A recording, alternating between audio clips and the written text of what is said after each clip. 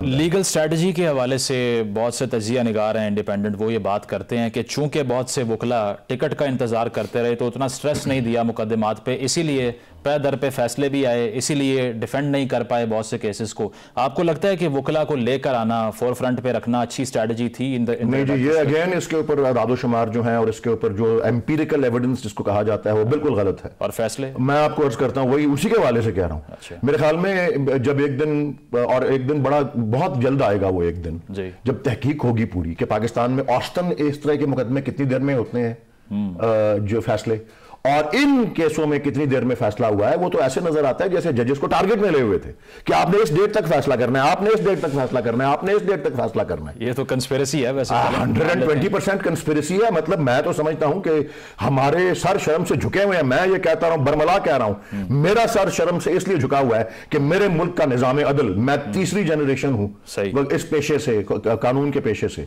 My grandfather, मेरे वालिद, मेरी वालदा, मैं खुद, मेरे बड़े भाई, हम सब इस पे। और क्या वजह होती है कि इसका हिस्सा बनते हैं कि आप समझते हैं कि चलें हर वक्त नहीं तो कभी कभी तो आप इंसाफ के हुसूल का हिस्सा बन सकते हैं। सही। अब part of justice being done. लेकिन ये आप भाई, मुझे छोड़ दें।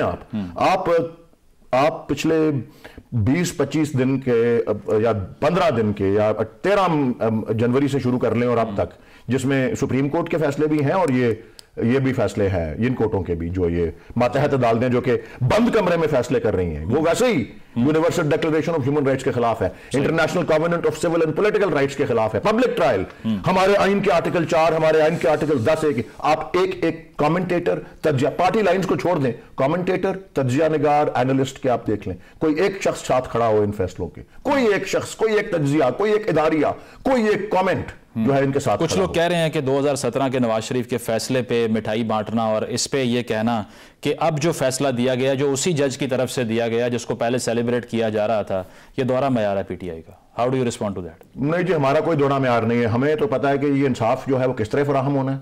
अगर नहीं फराहम हुआ, हम आगे इस जो अगले मराहिल है उसमें जाएंगे। और ये देख लें, खास तौर पे तोशाखाना केस के अंदर, कि तोशाखाना केस के जज के पास इतना टाइम है कि वो इस केस को चलाए और 14-14 घंटे चलाए दिन में, और वो केस जहां पे गाड़ियां निकली हुई हैं, यूसुफ रजा गिलानी के खिलाफ जो केस है, जो आसिफ अली जरदारी के खिलाफ जो केस है, जो नवाज शरीफ के खिलाफ केस है, उनको नहीं चलाने का टाइम, इस केस को चलाने का टाइम है। ये 100% मैं समझता हूं कि इंसाफ का जिस तरह से जनाजा निकला है, इंसाफ को जिस तरह से दफन किया है, और उसका बेहतरीन तरीका, नाइंसाफी, जुल्म, रियासती जबर, जो जिसे कहते हैं ना यक तरफा जो है खुली मैदान दे देना दूसरी सियासी जमातों को, उसका बेहतरीन तरीका जो है वोट के जरिए इंतकाम है। और वो 8 फरवरी को जुडिशरी की इंडिपेंडेंस की बात कर रहे हैं आप, लेकिन जस्टिस अतर मिनुल्लाह जाते हैं लंदन और वहां तहरीक इंसाफ के कारकुनान एनसर्कल करके आवाजें कसते हैं। वो सब होने के बाद कोई डैमेज नहीं हो रही रेपुटेशन की? ये कोई डेमोक्रेटिक ट्रेडिशन है जो फॉलो की जा रही है, वो भी उन जजेस के अगेंस्ट जिनके बारे में तासुर ये है कि शायद रिलीफ ये दे रहे थे और कोई नहीं फिलहाल? देखिए जी, ये लम्हा फिक्रिया जो है, ये सिर्फ आप इसको सियासी कारकुनान पे मत डालें। But would you condemn that? मैं असूलन तो मेरी ट्रेनिंग ये हुई है कि जज के मनसब के ऊपर पत्थर भी बैठा हो ना, उसको सलाम करो। लेकिन जिस तरह का इंसाफ अब हाल ही में नजर आने को है, मैं समझता हूं ये एक लम्हा फिक्रिया है। इसको कंडेम करने के बजाय अदालत अपने आप को, अपनी खुद एहतसाबी जो पाकिस्तान की तमाम अदलिया है, नीचे से लेकर ऊपर तक अदलिया को बहसियत मजमूई ये देखा जाए तो उनको खुद एहतसाबी करनी चाहिए। पाकिस्तान की अदलिया का एक बड़ा तारीख माजी पाया जाता है और आपके सामने है। वो मार्शल लॉज को जो है एंडोर्स किया नजरिया जरूरत के तहत, और 50 की दहाई से होता है, और 4 दफा या 3 दफा कम से कम कर चुके हैं। जनरल अयूब खान का, जनरल याया खान को तो बाद में गासिब करार दिया, अदालतों ने दिया। मुशर्रफ का बाद में उसको संगीन गद्दारी का मुर्तकब करार दिया। अब बस ये देखें ना, ये सी सॉ चलता रहा है हमारे। मतलब रिफॉर्म से बेहतर आवाजें लगाना है इस तरह से, उससे बेहतर है? नहीं जी नहीं। जब मेरा आपको एक अर्ज कर दूं, ताली दोनों हाथों से बजती है। अच्छा, ओके ना जी। तो रिफॉर्म से बेहतर रिफॉर्म साउंड ये कर रहा है कि आप जस्टिफाई कर रहे हैं इस बिहेवियर। मैं ये समझ रहा हूं कि जिस सतह तक गिर चुकी है और हमारी अदलिया की सोच, सही, और ये जो मातहत अदलिया जिसने ये फैसले किए हैं, क्योंकि इधर से ये लोग ऊपर जाते हैं ना। अच्छा। और ऊपर के लोगों ने इन्हीं की निगरानी करनी होती है ना। तो इसलिए जिस तरह से ये गिर गए हैं, और अब आप शायद आपको कोई नजर आया है, ये बताएं। चलें बाकी तोशाखाना केस को और साइफर केस को तो चलें उस पर तब मुकाबल आते रहे जायजे जी, जिस तरह से ये जो इद्दत वाला केस है, इसके ऊपर तो मैंने किसी एक कानूनी माहिर की भी इसके हक में नहीं बात करते हुए देखा। तो मैं समझता हूं कि रिफॉर्म बहुत जरूरी है। हर एक की अपनी अपनी तबीयत और अपना अपना तरीका होता है। मैं उन तालिबा की जगह होता तो मैं ये ना करता। सही। लेकिन आप अंदाजा कर लें, आप अंदाजा कर लें कि कहां तक ये बात गिर गई है कि तलबा को भी मजबूरन ये करना। चलें, बिल्कुल वो एटलीस्ट हल तो नहीं है, लेकिन करक के अंदर जो हुआ, तहरीक इंसाफ के 3000 कारकुनान पे मुकदमा हुआ है तोड़फोड़ करने का, पुलिस पे हमले का। एक तासुर लोग ये कहते हैं, जो क्रिटिक्स हैं आपके, वो कहते हैं कि दरअसल शिद्दत को इस्तेमाल करना नॉर्मलाइज हो गया पीटीआई के कारकुनान में। मेरे ख्याल में मैं उसका बरक्स हूं। मैं समझता हूं कि शिद्दत का इस्तेमाल जो है वो आम हो गया है।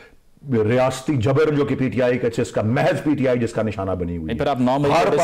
हर पार्टी जो है, मैं तो हमेशा से ये कहता आया हूं कि वो पार्टी का फेल ही नहीं था, वो लोगों के इनफरादी काम थे। कोई मेरी एक रिकॉर्डिंग मुझे 14 मई से शुरू कर ले और आज तक ले आए, कोई एक रिकॉर्डिंग में मैंने कहा हो कि यह पार्टी की कोई पॉलिसी की मैनिफेस्टेशन थी या उसका कोई अक्कासी थी। मैंने हमेशा यह कहा है कि जो वहां लोग मौजूद थे, किसी ना किसी का वो इनफरादी फेल था, और ऐन मुमकिन है कि उसके अंदर मिसक्रिएंट्स आए हो जिन्होंने वो किया हो, और लोग मॉब को तो आप किसी तरफ भी फिर ले जाते हैं। ये तो आपको पता होना चाहिए, उसकी भी साइंस है पूरी। पड़ेगा आपकी। और ये इलेक्शन की तरफ अब मामला जा रहे हैं। बेशक NA-127 का मामला लाहौर में हम देख लें, बिलावल भुट्टो साहब, तारड़ साहब एक दूसरे पर इल्जामात लगा रहे हैं वोट चोरी करने के और वो सब। तहरीक इंसाफ किसी भी किस्म का रिजल्ट अगर आता है, let's say in your favour और अगेंस्ट यू, एक्सेप्ट करेंगे उसको अगर आपके खिलाफ आता है फैसला अवाम का? इस पे बात करना काबिल वक्त है। नहीं, आइडियली क्या होना चाहिए? मेरी अर्ज सुन ले। मेरा जवाब इस वक्त ये है कि we will cross the bridge when we get to it. Election क्या होता है आपको पता है। मैं आपको थोड़ी सी उस पर भी मतलब उससे मशरूत है कि इलेक्शन कैसे होता है? रोशनी डाल देता हूं। जी जी श्योर। मैं बताता हूं। आप पाकिस्तान के सुप्रीम कोर्ट ने 1989 में एक फैसला किया था, इलेक्शन क्या होता है, उसकी तशरीह की थी। ठीक है, और वो उसकी साइटेशन है PLD 1989 supreme court 396, Javed Hashmi case कहलाता है वो। सही। उसमें उन्होंने बताया कि इलेक्शन महज पोलिंग डे नहीं होती, इलेक्शन होता है एक पूरा प्रोसेस, और वो प्रोसेस शुरू होता है जिसमें मुतअद्दिद मरहले होते हैं, बहुत सी स्टेप्स होती हैं। शुरू होता है इलेक्शन के शेड्यूल के ऐलान से, और फिर उसमें पहला मरहला होता है कागजात नामजदगी का दायर करना, उनकी स्क्रूटनी, उनका जायजा, उनकी पड़ताल, और फिर अप्रूवल और अपील्स। उसका अगला मरहला होता है कैंपेन, उसका अगला मरहला होता है इलेक्शन डे, उसका अगला मरहला होता है counting of the votes and the consolidation of the results and the notification of the returned candidates. ये एक सिरे से दूसरे तकरीबन 2 महीने का प्रोसेस जो है उसको इलेक्शन कहा है।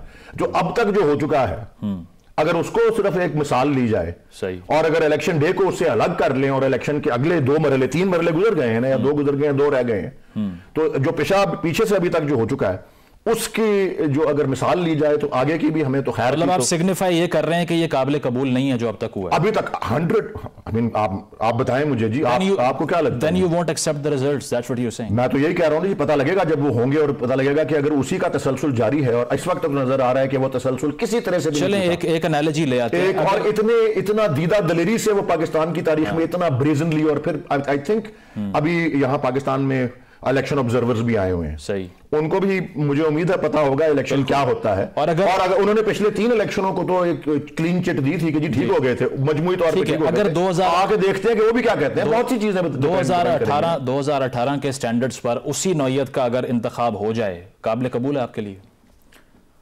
मैं काबिल वक्त है जी मुझे कहना, ये भी काबिल वक्त है। अगर बिल्कुल तब भी नून लीग ये कह रही थी कि RTS बैठ गया, हमारा वोट बैंक छीन लिया। हाँ जी, और नून लीग बाद में क्या PDM का हिस्सा बन के उसी इलेक्शन के नतीजे के ऊपर हुक्मरान नहीं बन गई? उस वक्त उनको नहीं याद आया ये बिल्कुल। मैं इस मौजूद पर बात ही नहीं करना चाहता कि 18 का इलेक्शन सही था या गलत था। हाँ, पिछले 3 इलेक्शनों को बैनुल अक़वामी ऑब्जर्वर्स जो हैं वो भी आके क्लीन चिट दे गए थे 18 के समेत, जी मजमूई तौर पे हमें कोई गलतकारी नजर नहीं आई। देखते हैं वो भी क्या कहते हैं। तो सब लोग दुनिया देख रही है, ठीक है, और दुनिया के तज्जिए भी आ रहे हैं। इंट्रा पार्टी इलेक्शन का अब डिले होना, ये अब भी एक चैलेंज है। लोग कहते हैं कि अब दरअसल डिसइंटीग्रेशन इतनी है कि घबरा रही है Tehreek Insaf intra party election में दोबारा जाने। नहीं जी, नहीं, डिसइंटीग्रेशन नहीं है। आपको पता है, घबरा रही है वो कुव्वतें जो हमको इंट्रा पार्टी इलेक्शन कराने नहीं देना चाहती। इंट्रा पार्टी इलेक्शन का ऐलान ही नहीं होता अभी, तो दफ्तर सील हो जाता है PTI का कि जी वहां आप इकट्ठे ही नहीं हो सकते कि जी आप इसका फैसला करें कि इंट्रा पार्टी इलेक्शन किस तरह कराना है। दफातर सेंट्रल ऑफिस इस्लामाबाद में मैं खुद जहां जाने, मुझे बुलाएगा कि आप 2 बजे आ जाएं, मीटिंग होनी है। मैं गया, बैरिकेड लगा के पुलिस खड़ी हुई है। कहां जाना है आपने? जी मैंने कहा जी PTI के ऑफिस जाना है। दफ्तर बंद है जी। एक बावर्दी पुलिस अफसर मुझे कह रहा है ये। अच्छा। मैंने पूछा जी किसने बंद किया? ये अल्फाज थे, इंतजामिया ने बंद किया।